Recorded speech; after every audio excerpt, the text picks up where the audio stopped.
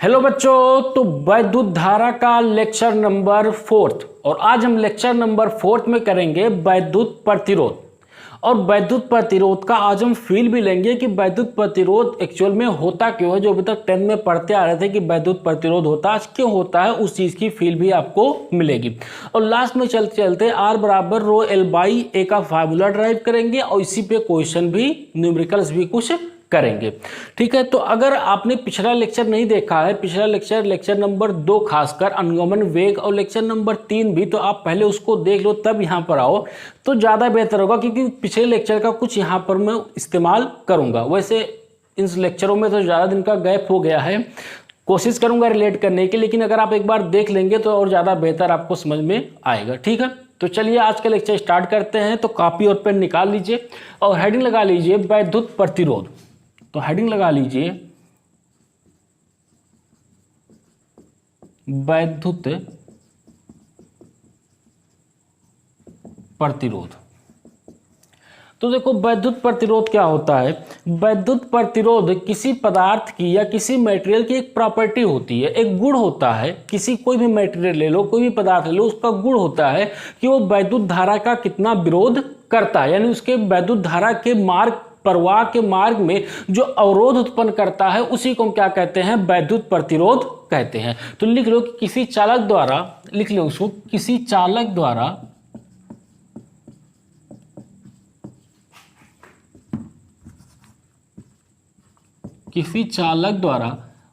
वैद्युत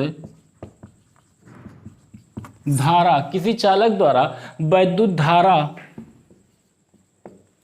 के प्रवाह के मार्ग में लगाए गए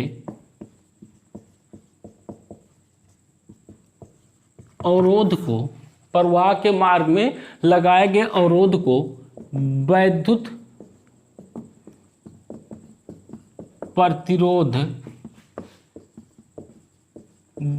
प्रतिरोध कहते हैं। इसे कैपिटल आर द्वारा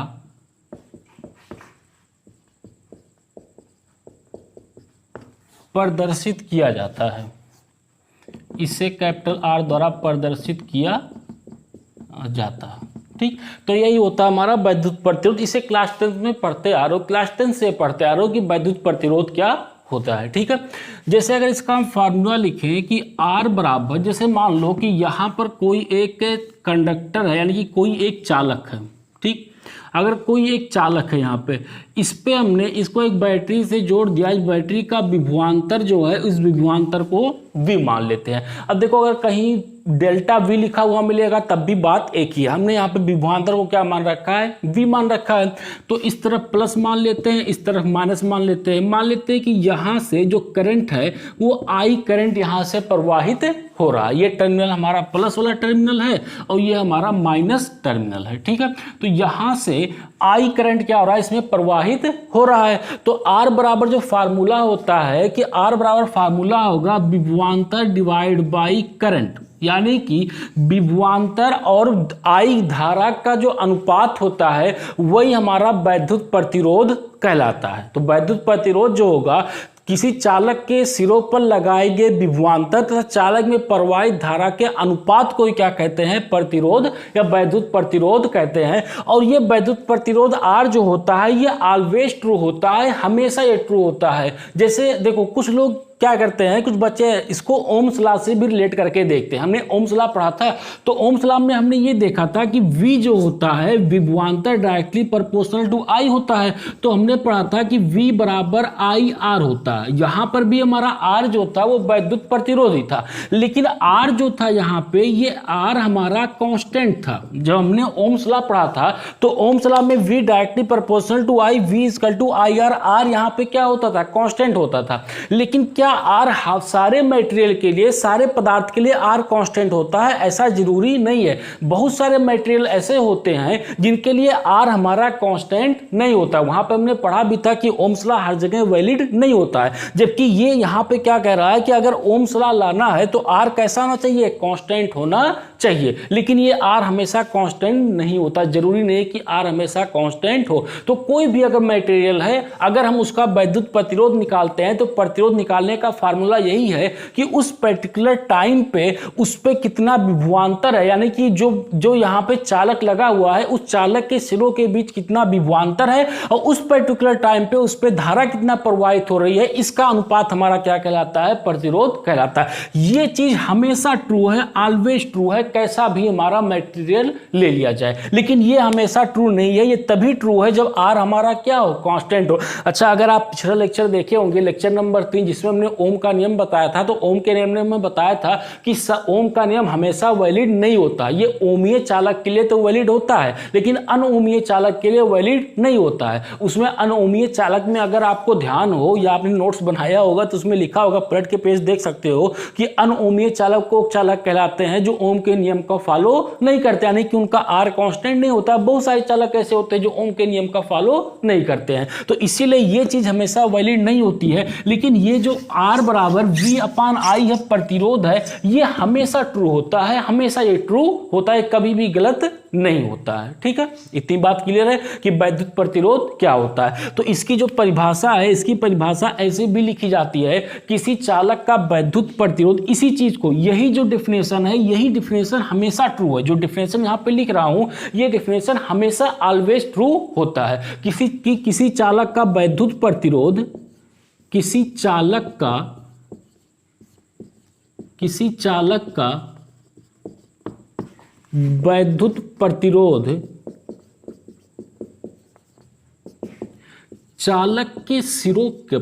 चालक के सिरों पर लगाए गए विभवांतर, चालक के सिरों पर लगाए गए विभवांतर V तथा उसमें प्रवाहित धारा I तथा उसमें प्रवाहित धारा I का अनुपात, प्रवाहित धारा I का अनुपात के बराबर होता है, अनुपात के बराबर होता है। यही हमारा क्या कहलाता है? वैद्युत प्रतिरोध कहलाता है। और ये चीज हमेशा ट्रू होती है, ऑलवेज, कहीं भी लगा दो, हर जगह ये हमारा ट्रू होता है, चाहे वो ओमीय चालक हो चाहे वो अनोमीय चालक हो। बात क्लियर समझ में आ गई ना? अब इस चीज में और ओम्स लॉ में कंफ्यूज मत होना। फिर से एक बार देख लो, Ohm's law V directly proportional to I होता था वहां पे, और इस प्रोपोर्शनलिटी चिन्ह को हटाते थे तो यहां पर हमें एक कांस्टेंट लगाते थे V = IR। यही R जो था हमारा वैद्युत प्रतिरोध था, और वहां पे R कैसा होता था? हमेशा कांस्टेंट R माना जाता था, तभी ओम का नियम फॉलो करता था। लेकिन जरूरी नहीं है कि सारे मटेरियल जो हो, सारे पदार्थ जो हो, उनका रेजिस्टेंस जो है, प्रतिरोध जो है, वो कांस्टेंट हो, वेरिएबल भी हो सकता है। इसलिए वो कुछ जगह पे गलत हो जाता था, लेकिन ये चीज हमेशा सही होती थी। ठीक है, इसके मात्रक की बात कर लें कि इसका मात्रक क्या होगा। अगर मात्रक की बात करें तो देखो, मात्रक ऊपर क्या है? विभवांतर है, विभवांतर का मात्रक क्या होगा? वोल्ट होगा, वोल्ट। नीचे I है धारा। अब देखो, इसको कैपिटल I से भी लिखा हुआ मिल सकता है कि R बराबर V अपान I। बात एक है यार, चाहे स्मॉल को चाहे कैपिटल करो, इससे कोई फर्क नहीं पड़ता। हम यहाँ दिखा देंगे कि यहाँ जो धारा प्रवाहित हो रही है वो कैपिटल I है। ठीक है, किताबों में ऐसा मिलेगा तो एक आध बार पूछ लेते हैं कि यहाँ पे सर स्मॉल लिखे हैं, आप यहाँ पे किताब में कैपिटल लिखा, तो यार उससे कोई फर्क नहीं पड़ता है। यहाँ पे विभवांतर हमने V माना, हो सकता है वो डेल्टा V मान ले विभवांतर, उससे कोई फर्क नहीं पड़ता। यहाँ का V है, यहाँ का कितना है? 0 है, तो विभवांतर कितना आएगा? 0। सॉरी, विभवांतर कितना आएगा? V ही तो आएगा यार, इतनी सच्ची। चलो ठीक है, देखो इसका I का मात्रक क्या होगा? एम्पियर होगा। ये I का मात्रक हो जाएगा एम्पियर। ठीक, तो वोल्ट पर एम्पियर, और वोल्ट पर एम्पियर को ही क्या बोलते हैं? ओम। ओम। इसको रिप्रेजेंट करते हैं इस तरीके से, ये होता है ओम होता है। ठीक है, इतनी बात क्लियर है। अच्छा, इतनी बात क्लियर है। अब जरा ये देखो कि वैद्युत प्रतिरोध आखिर होता क्यों है, प्रतिरोध क्यों होता है, ये चीज सोचने वाली बात है ना कि आखिर प्रतिरोध क्यों होता है। तो प्रतिरोध क्यों होता है, तो अब मैं दूसरे लेक्चर में ले जा रहा हूं। अगर धारा इधर प्रवाहित हो रही है तो इसमें इलेक्ट्रॉन जो होगा इस धारा के अपोजिट डायरेक्शन में बहेगा। हमने बताया था जिधर करंट या जिधर इलेक्ट्रॉन बहता है उसके अपोजिट डायरेक्शन में करंट बहता है। तो करंट की जो करंट है वो इधर बह रहा है, तो इलेक्ट्रॉन किधर बहेगा, इस तरफ बहेगा, उसके अपोजिट डायरेक्शन में इलेक्ट्रॉन बहेगा। अगर उसमें इलेक्ट्रॉन है यानी कि इसमें धन आयन भी होंगे। अरे इन्हीं धन आयनों में से, इन्हीं परमाणु एटम में से तो इलेक्ट्रॉन निकला होगा, तभी तो वो हमारा धन आयन बना होगा। तो ये इसमें बहुत सारे धन आयन भी होंगे। तो जब ये इलेक्ट्रॉन चलेगा तो इन धन आयनों से क्या होगा, टक्कर करेगा, टकराएगा, और टकराते ही इसकी स्पीड क्या हो जाती है, 0 हो जाती है। हमने बताया था ये बहुत तेज स्पीड से चलता है, लगभग 10⁵ मीटर पर सेकेंड स्पीड से। लेकिन जैसे ये टकराता है, अनुगमन वेग वाली कहानी आ रही है अब यहाँ पे देखो, टकराता है तो टकराने के बाद इसकी स्पीड क्या हो जाती है, 0 हो जाती है। फिर की स्पीड बढ़ती है इसकी, फिर टकराता है, फिर स्पीड 0 हो जाता है, फिर बढ़ता है, फिर टकराता है, फिर स्पीड 0 हो जाता है। यानी कि चलता तो बहुत तेजी से ऐसे ऐसे चलता है, लेकिन आगे की तरफ बहुत धीरे धीरे बढ़ता है, लगभग 10⁻⁻⁴ मीटर पर सेकंड की स्पीड से ये बढ़ता है। तो जैसे जैसे ये टकराएगा, वो जैसे टकराएगा तो यहाँ पे धारा का मान क्या जाता है, लगभग 0 के बराबर पहुंच जाता है। तो ये क्या करता है, धारा का विरोध करता है, क्योंकि इधर हमारा धारा बह रहा है तो इलेक्ट्रॉन उसके अपोजिट दिशा में बह रहा है, तो इसीलिए हमारा वैद्युत प्रतिरोध होता है। अब इसको बहुत डिटेल में बताया था हमने लेक्चर नंबर 2 में, अनुगमन वेग में बहुत डिटेल से इसको हमने बात की थी वहां पर। ठीक है, तो आप नहीं देखे हो तो फिर से मैं कहूंगा कि लेक्चर नंबर 2 जाकर देख लो, नीचे डिस्क्रिप्शन बॉक्स में उसका लिंक मैं दे दूंगा। ठीक है, चलिए नोट कर लीजिए इतना। ये भी समझ में आएगा कि वैद्युत प्रतिरोध होता क्यों है, इन्हीं वजह से वैद्युत प्रतिरोध होता है। धनायन से टकराता रहता है तो इसकी जो धारा का प्रवाह होता है वो कम हो जाता है। सिंपल सी बात याद रखो बस। चलिए नोट कर लिया, अब फार्मूले पे आ जाए। नोट कर लिया इतना। चलिए, इससे पहले लेक्चर में हमने एक फार्मूला ड्राइव किया था, I बराबर वीना, याद है, I बराबर वीना करके हमने एक फार्मूला ड्राइव किया था कि I बराबर VDENA, ये हमने फार्मूला ड्राइव किया था I बराबर वीना करके, जहां पे VD जो है, ये VD हमारा अनुगमन वेग है, अनुगमन वेग, VD जो है वो हमारा क्या है, अनुगमन वेग है। और अनुगमन वेग का मान, VD का जो मान होता है ये हमारा है EV divide by ML into tau के बराबर होता है। ये हमारा VD का मान होता था, अनुगमन वेग EV divide by ML into tau के बराबर होता था। ठीक, जहाँ पे अलग अलग टर्म्स के मान होते थे, यहाँ पे नाम सबका टर्म याद रखना है कि टर्म का मान क्या क्या है। V जो था वो हमारा विभवांतर होता था, पोटेंशियल डिफरेंस। B जो है वो हमारा विभवांतर है यहाँ पे। ठीक, M जो है इलेक्ट्रॉन का द्रव्यमान है, M जो है वो इलेक्ट्रॉन का द्रव्यमान होता था। ठीक, L जो है, L जो होते थे वो चालक की लंबाई होती थी, L जो है वो चालक की लंबाई, L जो है वो हमारा चालक की लंबाई होती थी। ठीक है, जैसे मान लो अगर कोई एक चालक है यहाँ पे, ये मान लो कोई छोटा सा एक चालक है हमारा, इसकी लंबाई जो दे रखी है L दे रखी है, इस पे विभवांतर V है, इसका जो एरिया है वो A के बराबर, क्रॉस सेक्शन एरिया जो है वो A है। ठीक है, और यहाँ पे और क्या चीज बचा है, V हो गया। अच्छा, E बचा है, तो E क्या होता था, इलेक्ट्रॉन पर आवेश होता था। E जो है ये हमारा इलेक्ट्रॉन पर आवेश, E जो है वो हमारा इलेक्ट्रॉन पर आवेश होता था। ठीक, E हो गया, V हो गया, M हो गया और L हो गया। ठीक है, अब बचा यहाँ पे टाउ। टाउ क्या होता था, टाउ हमारा औसत शांति काल होता था। टाउ जो है ये हमारा औसत शांति काल होता था। अब औसत शांति काल यानी कि रिलैक्सेशन टाइम, रिलैक्सेशन टाइम पता है ना क्या होता था, कि कोई भी इलेक्ट्रॉन एक आयन से टकराने के बाद दूसरे आयन से टकराते टकराने के बीच में जो समय होता था वही हमारा रिलैक्सेशन टाइम होता था। जैसे मान लो एक धनायन हमारा ये है और दूसरा धनायन हमारा ये है। एक इलेक्ट्रॉन यहाँ से चला, ये एक इलेक्ट्रॉन यहाँ से चला, यहाँ पे टकराया, ठीक, फिर यहाँ से चला, यहाँ पे टकराया। तो इस पे टकराने और इस धनायन पे टकराने के बीच का जो समय होता था, जो समय लगता था, उसी को हम रिलैक्सेशन टाइम बोलते थे। यानी दो धनायनों के टक्करों के बीच का जो समय होता था उसी को हम क्या बोलते थे? रिलैक्सेशन टाइम, यानी कि श्रांति काल बोलते थे। तो इसी तरीके से बहुत सारे धनायन होते थे। आगे भी मान लो यहाँ पे एक धनायन और है, यहाँ से टकराने के बाद यहाँ पे जाके टकराया। एक कोई धनायन मान लो यहाँ पर है तो यहाँ से टकराने के बाद यहाँ पे आके टकराया। तो इसका रिलैक्सेशन टाइम यानी कि शांति काल, इसका शांति काल, इसका शांति काल, तो सबका हम क्या करते थे? औसत शांति काल यहां पर बोल देते थे। ठीक है, इतनी बात क्लियर है। तो टाउ को हम क्या बोलते थे? औसत शांति काल बोलते थे। सबका एक में निकाल के लिख देते थे। ठीक, अच्छा, और क्या बचा यहाँ पे? एन। एन क्या होता था? एन हमारा था प्रति एकांक आयतन पर इलेक्ट्रॉन की संख्या। एन जो था वो प्रति एकांक आयतन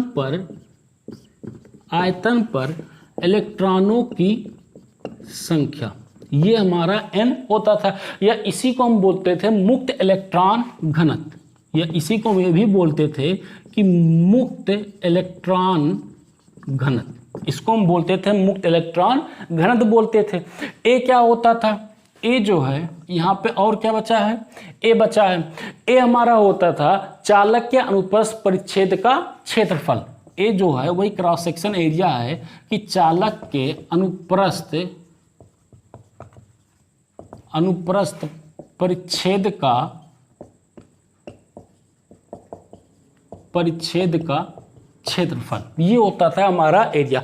अब देखो ये जो टर्म्स है, ये टर्म याद रखना बहुत जरूरी है। टर्म्स याद होना चाहिए कि यहाँ पे वीडी का मान, वी ई क्या है, वी क्या है, एम है, एल है, टाउ है, सब क्या है, एन क्या है, ए क्या है, ये सारी चीजें याद होनी चाहिए। ठीक है, तो अब देखो यहाँ से अगर हम अब इसको देखो फार्मूला यहाँ से ड्राइव कर रहा हूँ। ठीक है, इतने सारे टर्म तो अब याद हो जाएंगे। तो देखो आई बराबर जो हमारा था, आई बराबर वी ना वी डी ई एन ए।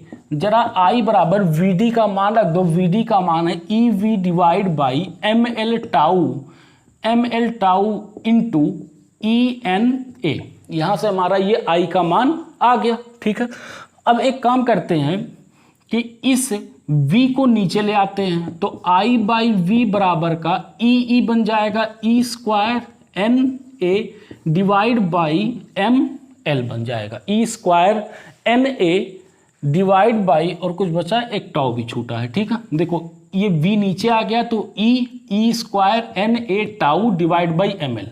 ठीक है, अब एक काम करते हैं कि इसको पलट देते हैं। अगर पलटेंगे तो ऊपर नीचे दोनों का पलट देंगे। इधर का जब मैं इसको ऊपर ले जाऊंगा, इसको नीचे ले आऊंगा, तो v अपान आई होगा, तो इधर वाला भी पलट जाएगा। तो ये हो जाएगा M L divide by N E square A tau. इसी को थोड़ा अरेंज करके लिख दिया है, बस थोड़ा याद करने में आसानी रहे। N E square A tau के बराबर होगा। ठीक है, देखो ये चाहो तो यार इसको ऐसे कर लो, इसका इधर तिरिया गुणा कर दो, इसका इधर तिरिया गुणा कर दो, बात फिर वही होगी। फिर आई को नीचे लेकर आओ, सारी कहानी वही पड़ेगी। या चाहो तो अंश और हर को अगर पलटना चाहो तो बराबर के दोनों साइड में पलट सकते हो। ये मैथ का नियम है, ये ईयर में पढ़ाया जाता है। ठीक है, तो ये देखो ये v बाई आई किसके बराबर होता है? v बाई आई जो होता है वो r के बराबर होता है।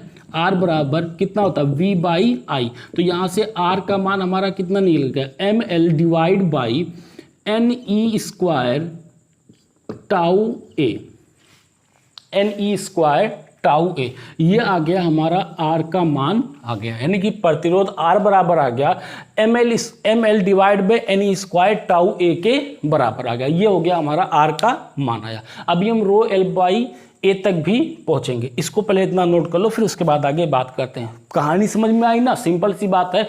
आई बराबर वी ना फार्मूला से। अब वी डी क्या था? हमारा अनुगमन वेग था यहाँ पे, तो हमने वी डी का मान भी हम पहले ड्राइव कर चुके हैं, अनुगमन वेग का मान तो E V by M L into tau. तो सारे टर्म को हमने लिख लिया कि यहाँ पे सारे टर्म है क्या। जैसे वी विभवांतर है, एम इलेक्ट्रॉन का द्रव्यमान, एल चालक की लंबाई, ई इलेक्ट्रॉन पर आवेश, टाउ औसत श्रांति काल है, एन है प्रति एकांक आयतन पर इलेक्ट्रॉनों की संख्या, इलेक्ट्रॉन की संख्या, इसको लिख लो इलेक्ट्रॉन की संख्या या मुक्त इलेक्ट्रॉन घनत्व बोलते हैं। प्रति एकांक आयतन बनी एक मीटर क्यूब आयतन ले लो, उस पर कितने इलेक्ट्रॉन है वही हमारा n का मान होता था। ए जो है वो चालक या अनुप्रस्थ परिच्छेद का क्षेत्रफल या चालक का क्षेत्रफल, बात एक ही है। ठीक है, तो I बराबर V ना VD का यहाँ अनुगमन वेग का मान रख दिया, यहाँ से R का मान हमारा इतना निकल के आ गया। ठीक है, छापो जल्दी से, इसको छाप लिया इतना, चलिए मिटा दो। देखो तो हमारा जो फार्मूला निकल के आया यहाँ से, ये निकल के आया कि R बराबर ml/ne² टाउ ए। इंपॉर्टेंट फार्मूला है ये।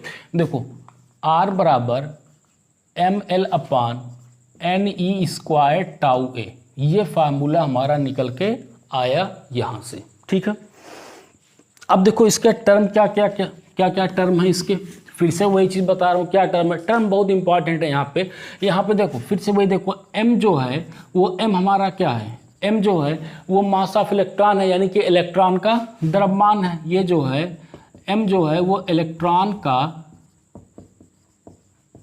द्रव्यमान है, m हो गया इलेक्ट्रॉन का द्रव्यमान।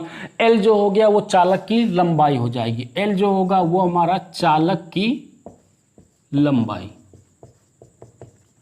L हो जाएगा चालक की लंबाई। N जो होगा वो प्रति एकांक आयतन पर इलेक्ट्रॉन, N जो होगा वो प्रति एकांक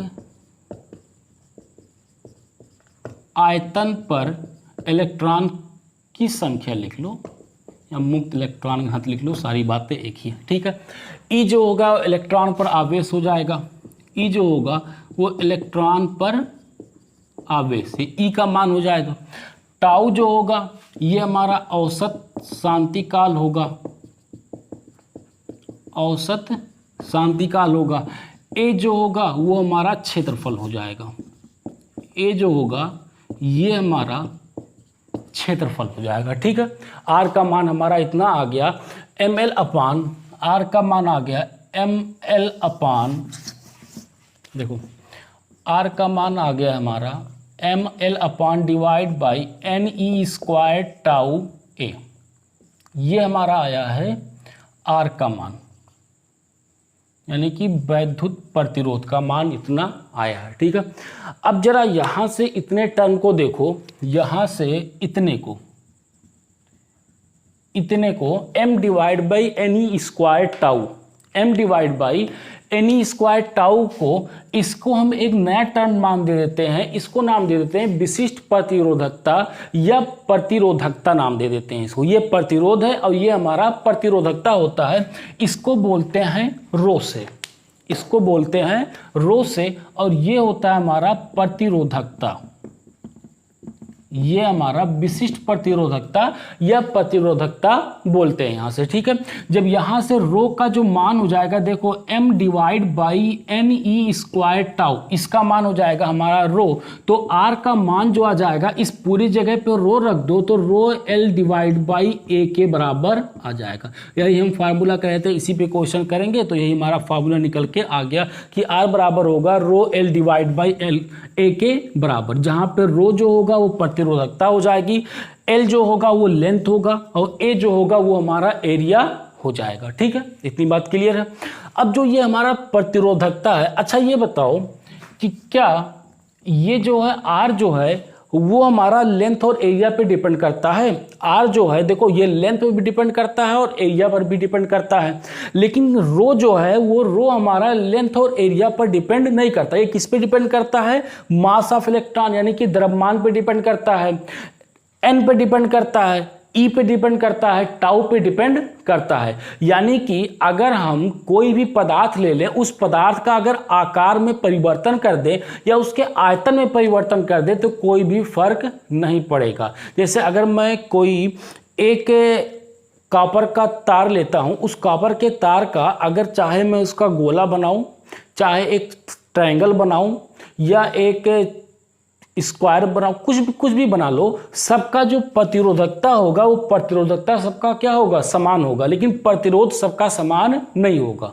प्रतिरोध जो होगा वो सबका समान नहीं होगा। जैसे ऐसे सिंपल मान लो, एक हम छोटा कॉपर का तार लेते हैं, एक बड़ा कॉपर का तार लेते हैं, तो जो हम अगर बड़ा कॉपर और छोटा कॉपर का तार लेते हैं तो उसकी प्रतिरोध जो होगी वो प्रतिरोध तो अलग अलग हो जाएगी, क्योंकि ये लेंथ और एरिया पे डिपेंड करता है, लेकिन प्रतिरोधकता सबकी क्या होगी, दोनों की समान होगी। भले एक की लेंथ ज़्यादा एक की लेंथ कम है, डजंट मैटर, मैटर नहीं करता, क्योंकि देखो ये लेंथ और एरिया पर ही डिपेंड नहीं करता, ये केवल इन सारी चीज़ों पर ही डिपेंड करता है। तो चाहे बड़ा कॉपर का तार लें, छोटा कॉपर का तार लें, उसका प्रतिरोधकता क्या होगी, समान होगी। तो ये डिपेंड किस पे करेगा, अब तो एक चीज़ तो क्लियर हो गई, ये पदार्थ के आकार तथा आयतन पर निर्भर नहीं करता। इस चीज़ को लिख लेते हैं कि पदार्थ के आकार तथा आयतन पर निर्भर नहीं करता है।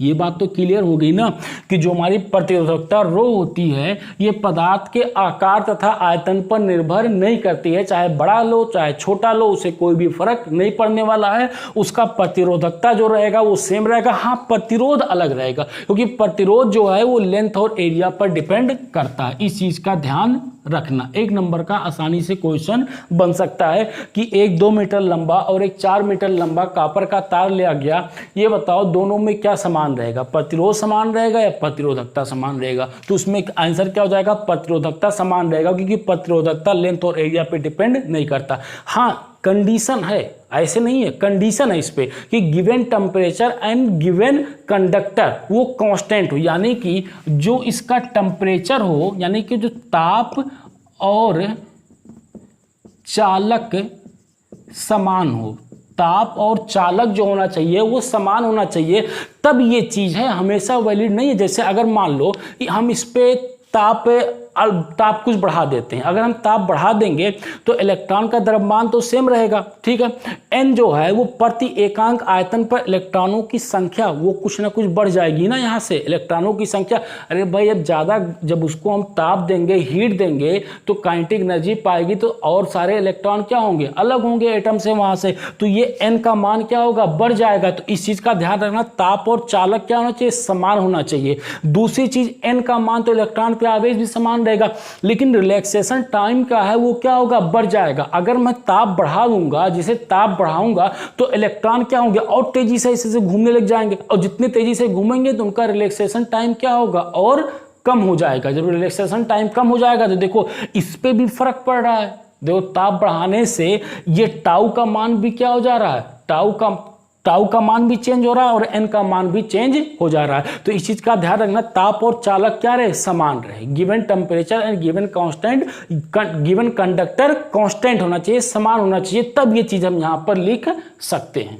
बात समझ में आ गई ना, क्लियर हो गई। अभी इस चीज को हम हेडिंग डाल के भी पूरी कहानी बनाकर लिख देंगे, लेकिन ये चीज समझ में आई कि नहीं कि ताप और चालक समान होगा तब ये चीज हमारा होगा। अगर ताप और, जैसे अगर मैं ले लूँ एक, जैसे कॉपर का ले लूँ और एक आयरन ले लूँ, दोनों अलग अलग हो जाएंगे ना, तो सब में किसी में हो सकता है कि उसमें प्रति एकांक आयतन पर इलेक्ट्रॉनों की संख्या अधिक हो सकता है किसी में कम हो। तो अगर दोनों पदार्थ अलग अलग हो जाएंगे तो ये n का मान अलग हो जाएगा, रिलैक्सेशन टाइम भी अलग हो सकता है, द्रव्यमान भी अलग हो सकता है। तो ये चीज़ हमारा काम नहीं करेगा, ये तभी काम करेगा जब ताप और चालक दोनों कैसे होने चाहिए, समान होने चाहिए।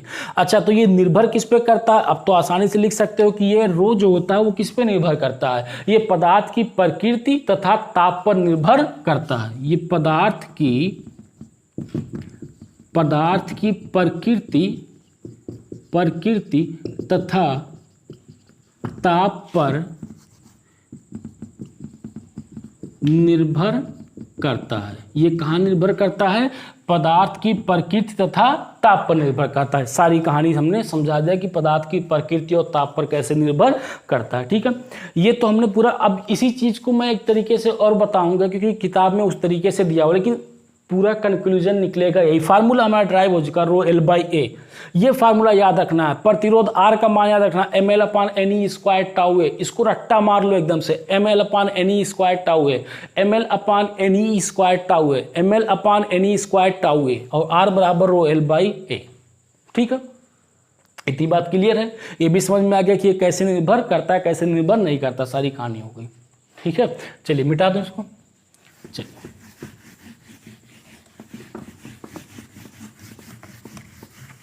अब हेडिंग लगा लो कि विशिष्ट प्रतिरोध अथवा प्रतिरोधकता।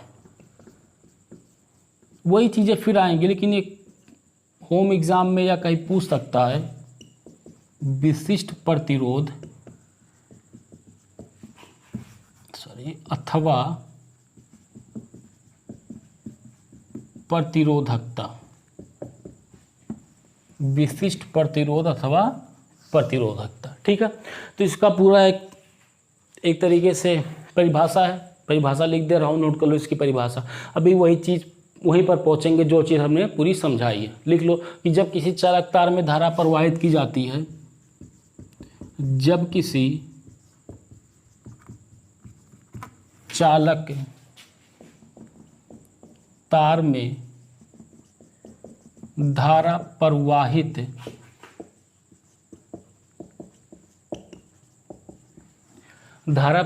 की जाती है तो चालक तार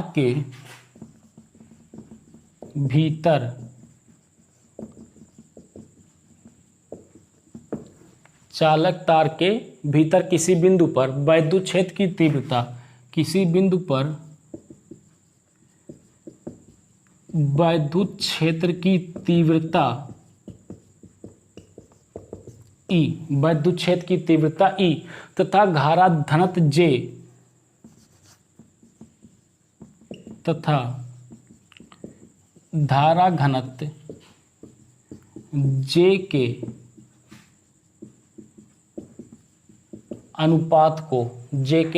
अनुपात को चालक का प्रतिरोधकता कहते हैं। चालक का विशिष्ट प्रतिरोध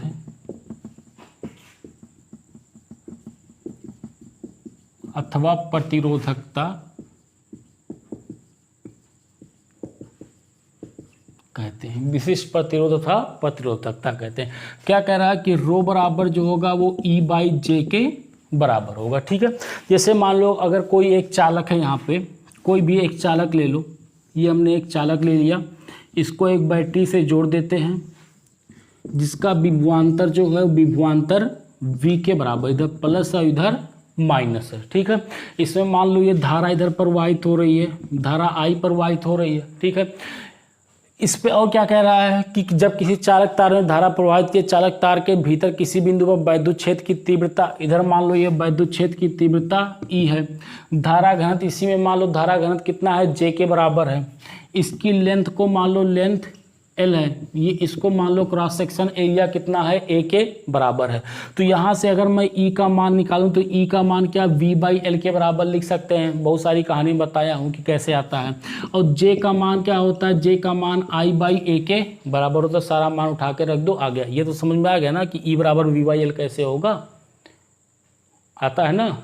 चलिए ठीक है, तो यहाँ से रो का मान रख दो, E का मान कितना है V/L डिवाइड बाई J का मान कितना है I/A के बराबर है। ठीक है, तो देखो यहाँ से निकल जाएगा V/L into I/A, sorry A/I, ये ऊपर जाएगा तो A/I के बराबर निकल के आएगा। ठीक है, तो रो बराबर होगा, जब देखो V/I इंटू A/L, ऐसे कर लो इसको। ठीक है, तो V/I किसके बराबर होता है, R के बराबर, तो ये हो जाएगा RA/L के बराबर हो जाएगा। यहाँ से हमारा रो का मान आ गया। ठीक, तो रो का मान देखो कितना आया, RA/L के बराबर। अब हमें R का मान निकालना है, R का मान निकालना है तो इसको इधर लेके चले जाओ, तो R बराबर हो जाएगा रो L/A के बराबर। देखो वही चीज़ पहुँच गया वहाँ पर, R बराबर कितना हो गया, रो L/A के बराबर आ गया। ठीक है, इसका अगर मात्रक लिखना चाहें कि इसका जो रो का मान आया है इसका मात्रक क्या होगा, अगर इसका मात्रक लिखना चाहें तो इसका मात्रक हो जाएगा ओम मीटर हो जाएगा, इसका मात्रक आ जाएगा ओम मीटर। ठीक है, इसका मात्रक हो जाएगा ओम मीटर। जल्दी से नोट कर लो, वही सारी कहानी चल रही है पूरी। नोट कर लिया ना, इतना हो गया, मिटा दूं। चलिए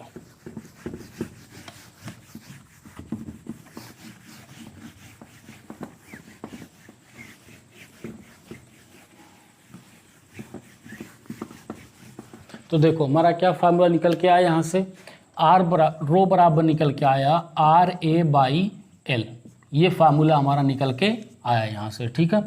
और यहीं से हम R का मान भी निकाल लेते थे और ओम मीटर इसका मात्रा निकल के आ गया।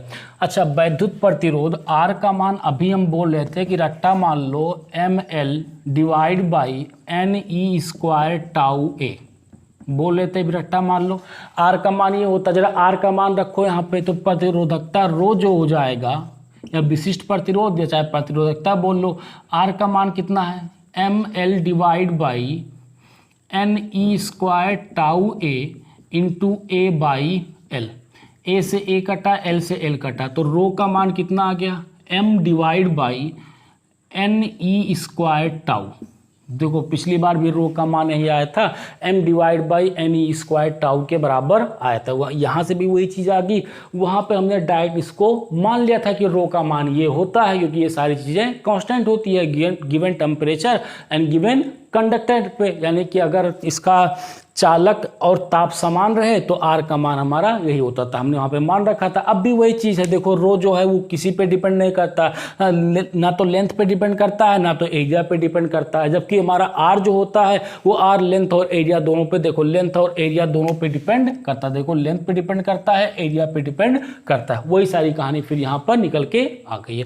तो ये सारी चीज़ हमने बता दिया था, इसलिए करा जाए क्योंकि बोर्ड में आता है कभी कभी, तो इसको लिख दो, विशिष्ट प्रतिरोधकता या प्रतिरोधकता के बारे में लिखिए, इस पर टिप्पणी करिए। हो सकता है पूछ ले तो इसको भी लिख दो इस तरीके से, नोट कर लो इसको भी, आगे 2 लाइनें ही नोट कर लिया, नोट हो गया। चलिए क्वेश्चन पे आते हैं, क्वेश्चन करते हैं। क्वेश्चन में हमारा फार्मूला क्या रहेगा, लिख दे रहा हूँ ऊपर कि R बराबर ρL/A, सबसे पहला फार्मूला तो हमारा इस पे रहेगा।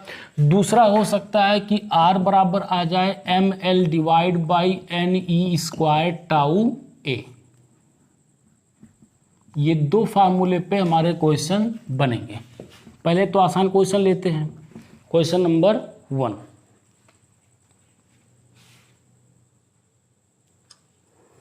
देखो क्वेश्चन नंबर 1 कह रहा है तांबे के एक टुकड़े का द्रव्यमान, ये कह रहा है कि तांबे के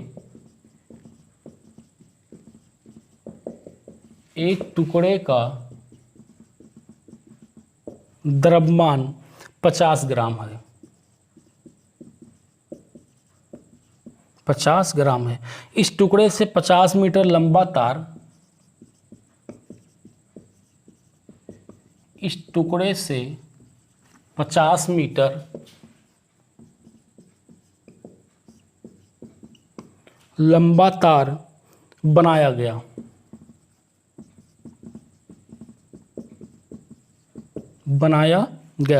तार का प्रतिरोध क्या है, तार का प्रतिरोध क्या है, यहाँ पे दे रखा है प्रतिरोधकता रो बराबर 1.8 इंटू 10⁻⁻8 ओम मीटर, और दूसरा घनत्व D का मान दे रखा है 9.0, D बराबर 9.0 इंटू 10⁻³ kg/m³, ये दे रखा है इसका मान, ठीक है। ये D का मान इतना दे रखा है, तो एक बार खुद से ट्राई कर लो। कर लिए इसको, हो गया ट्राई कर लिया एक बार। चलो देख कर तांबे के टुकड़े का द्रव्यमान, M का जो चीज़ें दी हुई इसको लिख लो कि द्रव्यमान M बराबर दे रखा है 50 ग्राम, इसको ग्राम से किलोग्राम में बदलो तो 50 × 10⁻³ किलोग्राम, ठीक। इस टुकड़े से 50 मीटर लंबा, यानी लेंथ L बराबर कितना दे रखा है 50 मीटर दे रखा है। तार का प्रतिरोध R का मान हमें ज्ञात करना है, रो का मान और D का मान दे रखा है। तो कौन सा फार्मूला सही पड़ेगा, ये मेरे हिसाब से सही पड़ेगा, क्योंकि N ना दिया हुआ है ना तो टाउ दिया हुआ, ये सब दिया होता तो वो फार्मूला पे जाते, वो नहीं दिया इसी पे लगा देते हैं। तो R बराबर हो जाएगा ρL/A के। अब रो का मान पता है, L का मान पता है, A का मान नहीं पता है, एरिया निकालना। मेन ट्विस्ट इस पूरे क्वेश्चन में यही था कि एरिया कैसे निकालोगे। एरिया निकालने के लिए तुम्हें यहाँ पे दे रखा है, घनत्व दे रखा है और द्रव्यमान दे रखा है, इसी से हमारा एरिया निकलेगा, ठीक है। तो देखो हमें पता है कि घनत्व D बराबर हो जाएगा मास अपान आयतन द्रव्यमान अपान आयतन हो जाएगा, m/v हो जाएगा। और यहाँ से देखो m/v और m वॉल्यूम को यानी आयतन को क्या लिख सकते हैं, एरिया इंटू लेंथ करके लिख सकते हैं यहाँ से। अब इस एरिया को इधर लेके आ जाओ तो a बराबर और d को नीचे लेके जाओ m/d l के हो जाएगा। अब देखो सारी चीज़ें तुम्हें पता हुई आसानी से, बस इतना सा काम करना था कि घनत्व d बराबर होगा m/v के होगा। अब v बराबर आयतन को क्या लिख सकते हैं, एरिया इंटू लेंथ लिख सकते हैं। अब एरिया को इधर लेके चले जाओ, d को इधर लेके चले जाओ, देखो सारी चीज़ें तुम्हें पता होगी, m भी पता है, d भी पता है और l का मान तो तुम्हें पता ही पता है। ठीक है, तो यहाँ पर एक सबका मान रख सकते हैं आसानी से। तो देखो r बराबर हो जाएगा हमारा, रो का मान कितना है 1.8 इंटू 10⁻⁻8 इंटू l का मान कितना दे रखा है, l का मान 50 दे रखा है, डिवाइड बाई एरिया। एरिया कितना आएगा, अच्छा एक लाइन यहाँ पे लिख लेते हैं कि r बराबर रो l डिवाइड बाई a का मान कितना है m divide by D L, m divide by D L. अब ये डी एल ऊपर जाएगा, जब ऊपर जाएगा तो r बराबर हो जाएगा रो d, ये हो जाएगा L square divide by m के बराबर निकल जाएगा। ठीक है, ये ऊपर हो जाएगा rho D L square divide by M. तो जरा यहाँ पे सबका मान फिर से रखते हैं, देखो यहाँ से r का मान निकल जाएगा, r का मान देखो यहाँ a का मान रख दिया है m/dl, ये dl ऊपर जाएगा तो l और l स्क्वायर और रो और d हो जाएगा तो rho D L square divide by m के बराबर हो जाएगा। ये हो जाएगा हमारा r का मान। अब सबका मान रखना बस और कुछ नहीं है, कहानी खत्म। मेन काम हमारा था a का मान निकालना, एरिया निकल गया। ठीक है, अब r का मान निकाल लो यहाँ से। देखो r का मान कैसे निकलेगा, रो का मान जरा रखो, रो का मान कितना है 1.8 इंटू 10⁻⁻8 इंटू d का मान कितना है, d का मान है 9.0 इंटू 10⁻3 इंटू 10⁻3। ठीक है, दूसरा क्या l, तो l का मान हमारा कितना आया है, l लेंथ कितना है 50, तो ये हो जाएगा 50 गुणे 50 डिवाइड बाई नीचे कितना है m, द्रव्यमान कितना है हमारा, द्रव्यमान जो है वो है हमारा 50 गुणे 10 पे पावर -3, 50 गुणे 10 पे पावर -3 के बराबर है। ठीक, अब देखो एक 50 से 50 तो यहाँ से क्या होगा, कैंसिल आउट हो जाएगा, ये 3 ऊपर जाएगा, इसका गुणा होगा 5 में गुणा होगा, तो फाइनली जो r का मान आएगा वो आएगा हमारा 8.1 ओम के बराबर। अब इसको सब काटो पीटोगे तो r का मान आ जाएगा 8.1 ओम के बराबर, इसका मान आ जाएगा। ठीक है, अब हो सकता है कैलकुलेशन में थोड़ा मिस्टेक हो जाए, वैसे एक्यूरेट है, करके देख लेना। ये नोट कर लिया इसको, बस यही कहानी थी मेन, d बराबर m/v, बस यही एक मेन था। मिटा दूं, चलिए नेक्स्ट क्वेश्चन देखते हैं। अब जो ये अगला क्वेश्चन है, इससे अक्सर एग्जाम में पूछा जाता है, इस टाइप का क्वेश्चन बनता है। इसका शॉर्ट ट्रिक भी है, लेकिन पहले फुल तरीके से बता दूं, फिर उसके बाद शॉर्ट तरीके से बता दूंगा। तो देखो क्वेश्चन ये कह रहा है कि एक तार जिसका प्रतिरोध R है, एक तार जिसका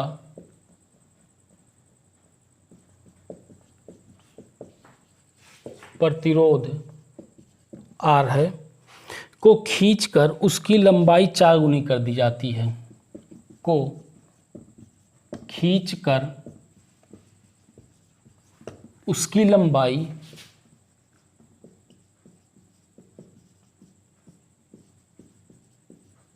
4 गुनी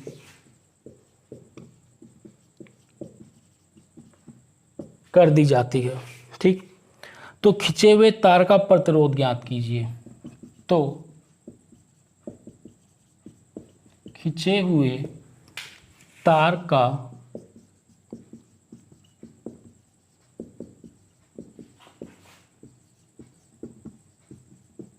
प्रतिरोध ज्ञात कीजिए। खिंचे हुए तार का प्रतिरोध ज्ञात कीजिए। चलो इसको एक बार खुद से ट्राई करो, बढ़िया क्वेश्चन है, इस टाइप के क्वेश्चन अक्सर आते हैं। अब इसका शॉर्ट ट्रिक भी एक बताऊंगा, लेकिन पहले इसको खुद से ट्राई कर लो एक बार। चित्र बना लो, डायग्राम बना लो आसानी से, फिर उसके बाद करो। कर लिया? कह रहा है एक तार का प्रतिरोध, तो यहाँ पे एक तार बना लेते हैं। ये कोई एक तार है, इस तार का प्रतिरोध जो दे रखा है वो प्रतिरोध हमें R दे रखा है, ठीक है। कुछ लेंथ के बारे में बात किया नहीं है, तो मान लेते हैं कि इसकी लेंथ जो है वो लेंथ L है, प्रतिरोध R है, और इसकी जो प्रतिरोधकता है वो प्रतिरोधकता को रो मान लेते हैं। प्रतिरोधकता रो है, और इसका जो एरिया है एरिया को A मान लेते हैं। क्रॉस सेक्शन एरिया जो है, अनुप्रस्थ क्षेत्रफल जो है, उस अनुप्रस्थ क्षेत्रफल को A मान लेते हैं, ठीक है। अब कह रहा है कि उसकी लंबाई 4 गुनी कर दी जाती है। चलो भाई खींचकर इसकी लंबाई 4 गुनी कर दी गई, तो ये लो, इसको खींचेंगे तो और पतला हो जाएगा, लंबाई तभी तो इसकी बढ़ेगी। तो लंबाई इसकी कितनी होगी? 4 गुनी, यानी कि अब लेंथ जो हो गया वो कितना हो गया? 4L हो गया। एरिया अब चेंज हो जाएगा, इसका लंबाई जब खींच के बढ़ा दोगे तो एरिया क्या होगा? चेंज हो जाएगा। तो इसको मान लेते हैं एरिया को कितना हो गया? A डैश हो गया। और जो नया प्रतिरोध आता है उस नए प्रतिरोध को भी क्या मान लेते हैं? R डैश मान लेते हैं। यही नया प्रतिरोध R डैश हमसे पूछा है। अब जरा मुझे ये बताओ, क्या रो प्रतिरोधकता जो है वो चेंज होगा? प्रतिरोधकता चेंज होगा कि नहीं चेंज होगा? बस इतना सोचो आराम से, प्रतिरोधकता चेंज होगा कि नहीं चेंज होगा।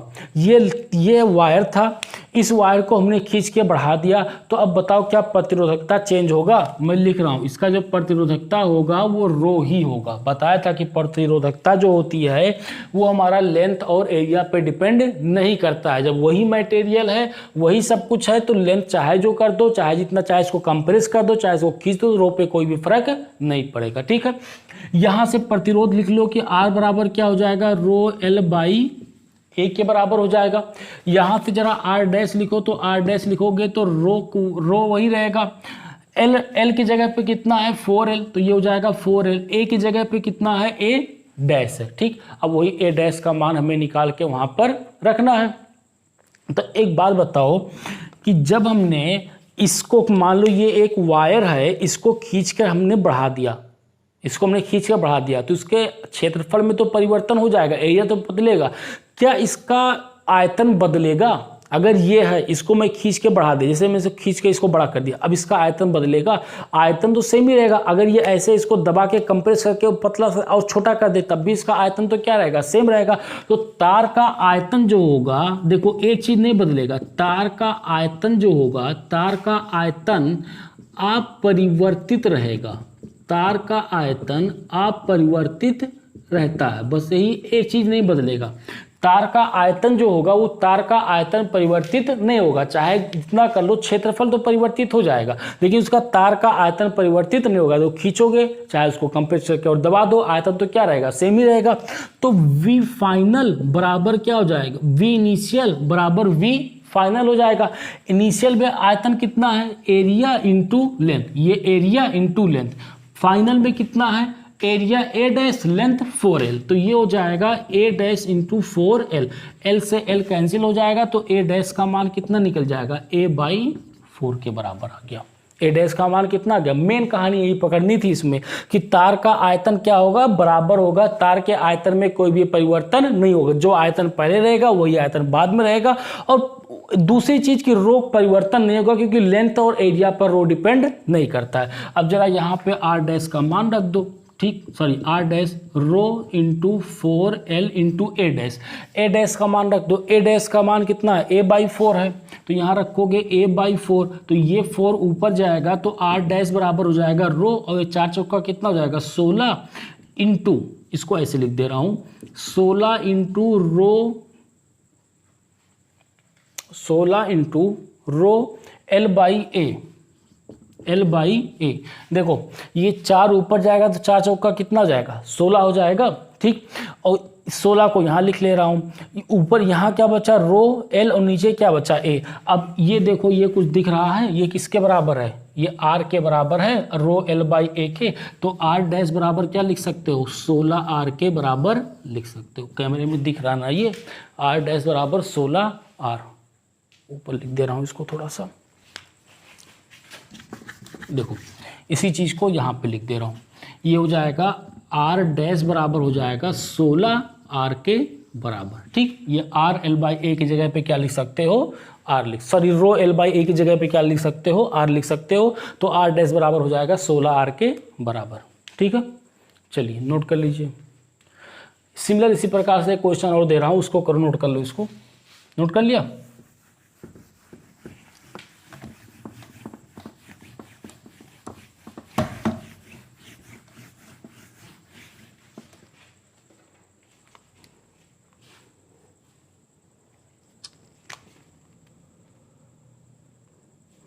देखो अगला क्वेश्चन कह रहा है, ये कह रहा है कि एक तार जिसका प्रतिरोध R है, एक तार जिसका प्रतिरोध R है, उसको दबाकर उसकी लंबाई आधी कर दी जाती है। उसको दबाकर उसकी लंबाई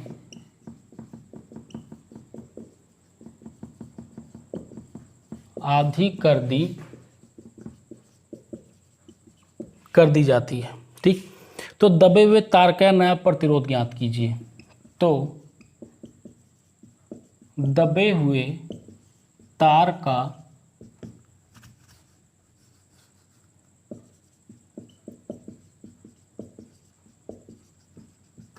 नया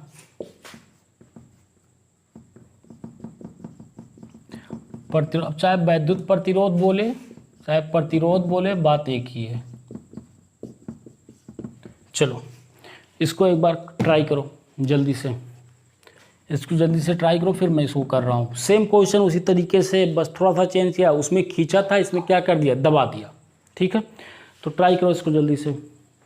कर लिया, हो गया, करूँ इसको। देखो कह रहा है एक तार जिसका प्रतिरोध R है, तो मान लो ये कोई एक तार है,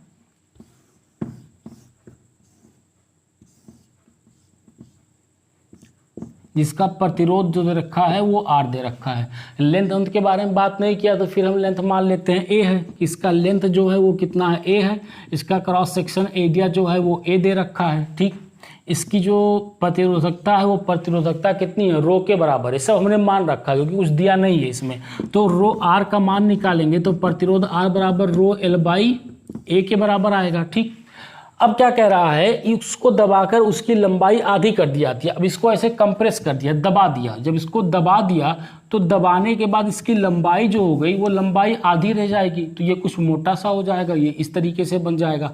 तो अब लंबाई इसकी कितनी हो गई, लंबाई पहले लंबाई L थी, तो अब लंबाई कितनी हो जाएगी, L बाई 2 हो जाएगी। ठीक, लंबाई तो कितनी हो जाएगी, L बाई 2 हो जाएगी। एरिया भी कुछ चेंज होगा, एरिया को मान लेते हैं A डैश हो जाएगा। नया प्रतिरोध जो आएगा उसको मान लेते हैं R डैश। रो तो चेंज नहीं होगा क्योंकि रो जो होता है वो लेंथ और एरिया पे डिपेंड नहीं करता है। तो अब यहाँ से अगर R डैश का मान लिखना चाहें तो R डैश का मान हमारा कितना होगा, रो L बाई A के। रो का मान कितना है, रो L का मान कितना है, L by 2 rho L divide by A का मान कितना है, A डैश। तो ये हो जाएगा रो L divide by 2A dash के बराबर। अब जरा A डैश का मान निकालना। अब फिर से वही चीज कि दोनों का आयतन क्या होगा, अपरिवर्तित रहेगा, आयतन चेंज नहीं होगा। जब आयतन चेंज नहीं होगा तो डायरेक्ट लिख दे रहा हूं कि V इनिशियल बराबर V फाइनल। तो इनिशियल एरिया इंटू लेंथ बराबर एरिया इंटू लेंथ। लेंथ कितना है, L बाई 2 के बराबर है यहाँ से। ठीक, अब देखो L से L कटेगा तो यहाँ से इसको इधर ले आओ तो A डैश का मान कितना हो जाएगा, 2A के बराबर। जरा A डैश का मान रख दो यहाँ से, तो R डैश बराबर निकल जाएगा रो L divide by 2 into A dash का मान कितना आया, 2A।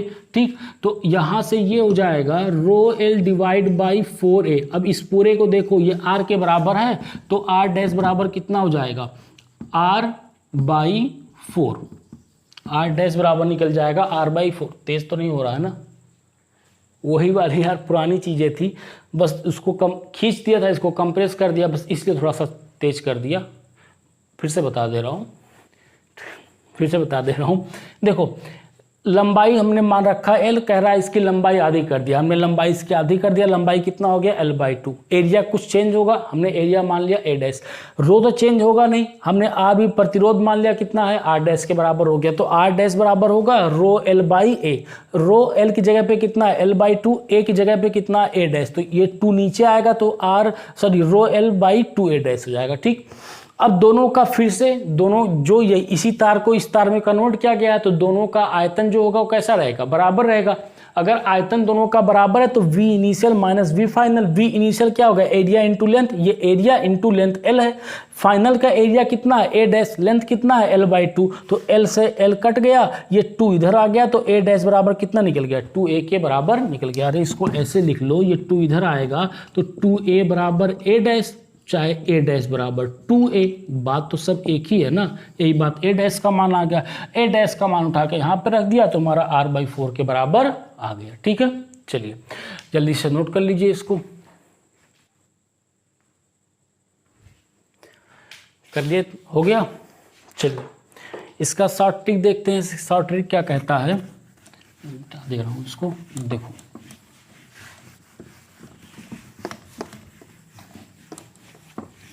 इसका शॉर्ट ट्रिक जो है, शॉर्ट ट्रिक ये कहता है कि यदि कोई तार है उस तार को खींचकर या उसको दबाकर n गुना कर दिया जाए, उसकी लंबाई जो है खींचकर या दबाकर, लिख दे रहा हूं कि इसका शॉर्ट ट्रिक जो क्या है,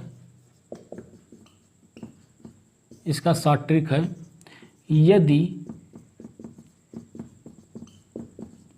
किसी तार को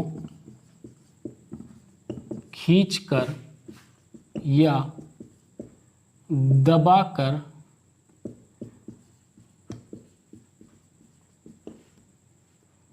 n गुना कर दिया जाए, खींचकर या दबाकर n गुना कर दिया जाए, तब तार का प्रतिरोध n² गुना हो जाता है, दिया जाए तब तार का प्रतिरोध n² गुना हो जाता है, तो r डैश जो हो जाएगा वो n² इंटू r के बराबर हो जाएगा। ठीक है, दो क्वेश्चन किया, उसको देख भी लेते हैं। जैसे पहला क्वेश्चन क्या था, पहला क्वेश्चन जो था वो ये था कि लंबाई कितनी थी उसकी, हमने कह रहा था लंबाई हमने मान रखी थी l, लंबाई पहले कितना मान रखा था तार का l मान रखा था, और उसको 4 गुना बढ़ा दिया था ना, खींच कर उसको 4 गुना बढ़ा दिया था, तो लंबाई कितनी हो गई थी 4L हो गई थी। ठीक है, तो नया प्रतिरोध R डैश, इसका प्रतिरोध R मान लो, इसका प्रतिरोध जो मान लो वो R डैश, इसका प्रतिरोध R और इसका प्रतिरोध मान लो R डैश, तो नया प्रतिरोध R डैश जो होगा वो देखो क्या कर रहा है, यदि किसी तार को खींचकर या दबाकर n गुना कर दिया जाए, n गुना कर दिया जाए, तो तार का नया प्रतिरोध जो होगा वो n² गुना हो जाएगा। पहले में क्या था 4 गुना खींच के बढ़ा दिया गया था, यानी कि जो पहले में n का मान था वो n का मान हमारा कितना हो गया था 4 के बराबर हो गया था, R डैश बराबर n² इंटू R, तो n की जगह पे 4 रखोगे तो 4 चौका 16 इंटू R के बराबर, देखो आंसर मिल रहा है R डैश बराबर 16 R के बराबर मिल रहा है आंसर बराबर।